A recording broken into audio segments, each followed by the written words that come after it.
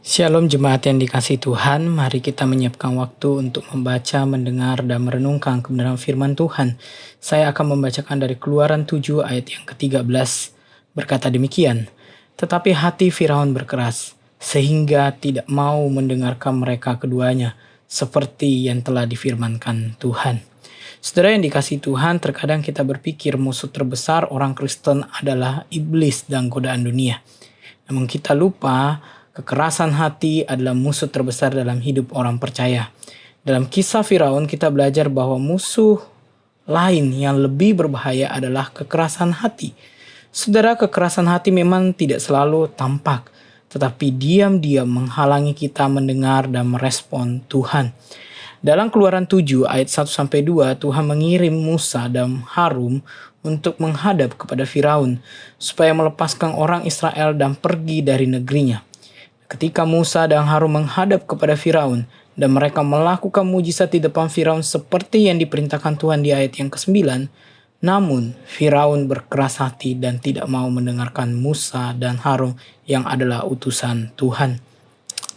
Mungkin kita berpikir bahwa tentu saja hal itu tidak membuat Firaun sadar dan percaya, karena mujizat yang dilakukan cuma sekali.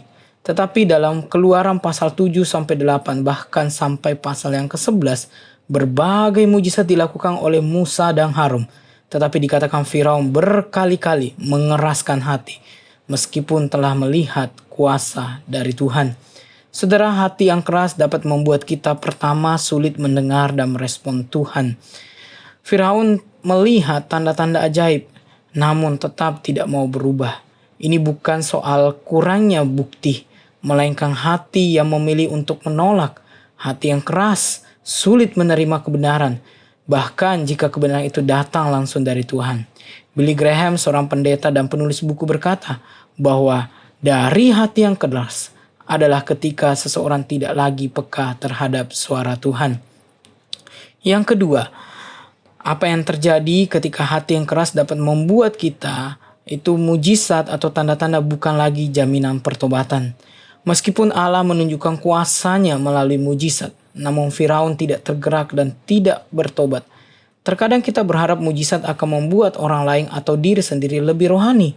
Namun setelah mujizat dan tanda itu diberikan kepada kita, bukannya kita lebih dekat kepada Tuhan, malah sebaliknya. Kita melupakan bahwa perubahan sejati bukan berasal dari luar, melainkan dari hati yang mau berubah. Saudara, kita juga lupa bahwa tujuan dari mujizat adalah untuk menunjukkan supremasi Allah atas segala sesuatu. Di dalam perjanjian baru, Yesus Kristus datang ke dalam dunia, melakukan berbagai mujizat dan menyatakan dirinya adalah Tuhan di dalam Yohanes 21 ayat 23. Namun masih banyak orang yang tidak percaya kepadanya. Sebagai orang Kristen saat ini, kita juga perlu waspada. Kecenderungan orang Kristen modern, yaitu mencari mujizat agar kerohanian mereka dibangun, sebenarnya tidak sepenuhnya benar. Mujizat tidak selalu menghasilkan iman. Walaupun Firaun melihat dan mengalami sendiri berbagai demonstrasi kuasa Allah, tetapi hatinya tetap keras.